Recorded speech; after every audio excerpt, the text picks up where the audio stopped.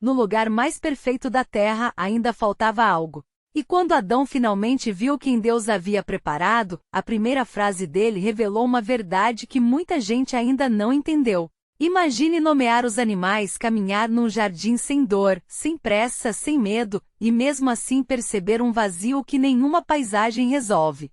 Adão tinha tudo ao redor, mas não tinha alguém diante dele que realmente correspondesse ao que ele era. É nesse ponto que a história muda de tom, porque a primeira fala de encantamento humano na Bíblia não nasce de carência dramática, nasce de reconhecimento profundo. Então disse o homem: esta é agora osso dos meus ossos, e carne da minha carne, ela será chamada varoa, porquanto do varão foi tomada. Gênesis capítulo 2, versículo 23. Esse verso acontece no início de tudo, antes da queda, quando o mundo ainda está intacto e o jardim do Éden carrega ordem, beleza e sentido. Deus já havia formado Adão do pó da terra, dado fôlego de vida e colocado o homem no jardim para cultivar e guardar aquele lugar. Depois disso, os animais passam diante de Adão, e ele os nomeia um a um. A cena é importante porque mostra inteligência, autoridade e participação na criação. Mesmo assim, o texto deixa claro que entre todos os seres vivos, não se achava para o homem uma auxiliadora que lhe fosse correspondente. Então Deus faz Adão cair em profundo sono, toma uma de suas costelas e forma a mulher. Quando Adão desperta e a vê, ele não reage com estranheza. Ele reage com reconhecimento imediato. É daí que nasce a frase de Gênesis capítulo 2, versículo 23. A força dessa cena está no contraste. Adão está no paraíso, mas o paraíso não elimina a necessidade de relação. Isso quebra uma ideia comum de que ambiente perfeito resolve toda a falta humana.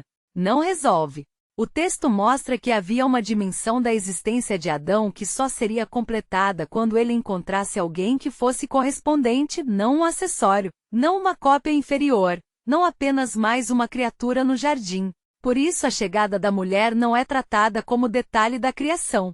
Ela é apresentada como resposta precisa de Deus a uma ausência real. Repare também no caminho da narrativa.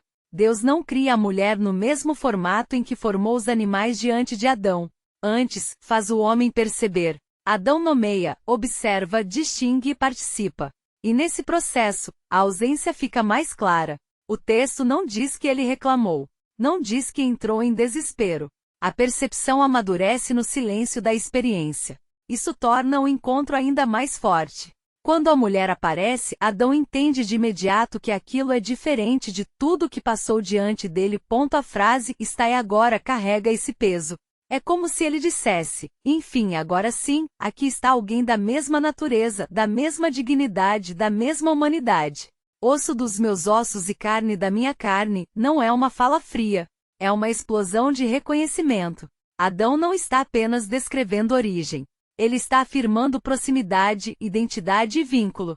Ele vê nela algo que nenhum outro ser refletia. Ele se enxerga sem olhar para si mesmo.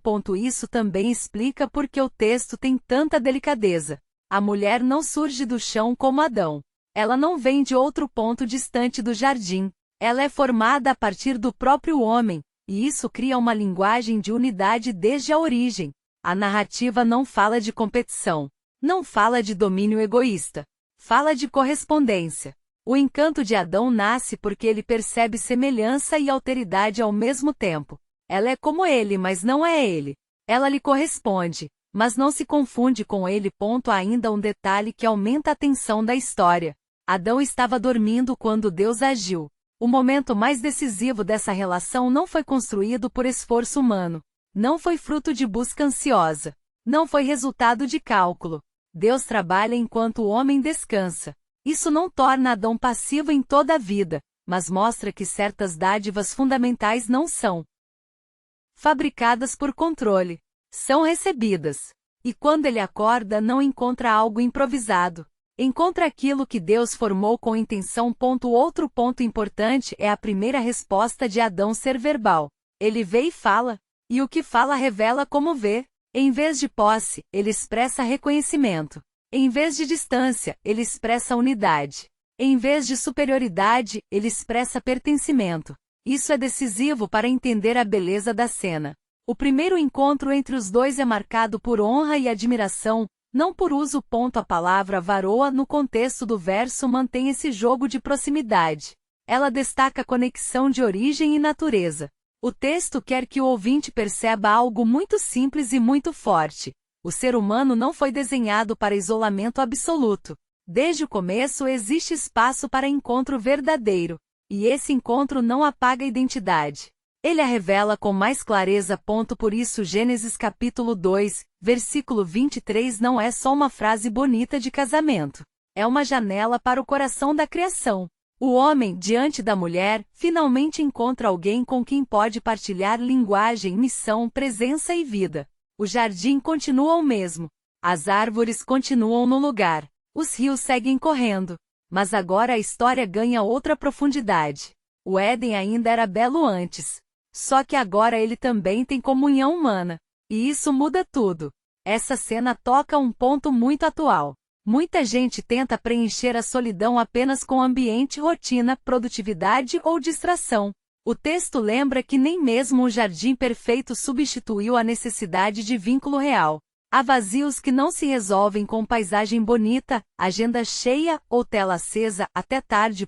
Ao mesmo tempo, a história também corrige a pressa. Adão não fabricou a resposta para sua falta.